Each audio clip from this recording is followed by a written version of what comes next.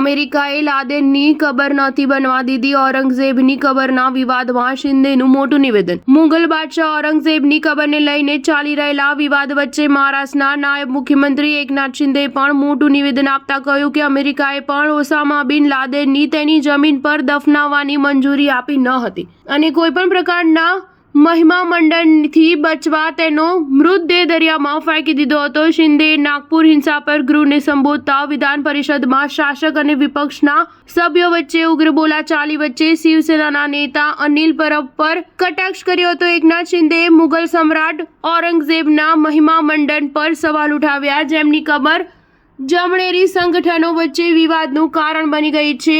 હાલમાં આ કબરને હટાવવાની માંગણીઓ થઈ રહી છે। મહારાષ્ટ્રના નાયબ મુખ્યમંત્રીએ તેમના ભાષણમાં કહ્યું, ઔરંગઝેબ કોણ છે? આપણે શા માટે તેનું આપણા રાજ્યમાં મહિમા મંડન થવા દેવું જોઈએ? તે આપણા ઇતિહાસ પર એક કલંક છે। તેમણે કહ્યું કે મુગલ બાદશાહે મરાઠા રાજા છત્રપતિ સંભાજી રાજને ઇસ્લામ ધર્મ સ્વીકારવાનો વિકલ્પ આપ્યો હતો, પરંતુ તેમણે ઇનકાર કર્યો તો નિર્દયતાપૂર્વક તેમની હત્યા કરી દેવામાં આવી। એકનાથ શિંદે મુખ્યમંત્રી દેવેન્દ્ર ફડણવીસના શાસનની સરખામણી ઔરંગઝેબના શાસન સાથે કરવા બદલ પ્રદેશ કોંગ્રેસ અધ્યક્ષ હર્ષવર્ધન સપકલની ટીકા કરી હતી। સ્ટાર ન્યૂઝ 7 હંમેશા સચ્ચાઈની સાથે।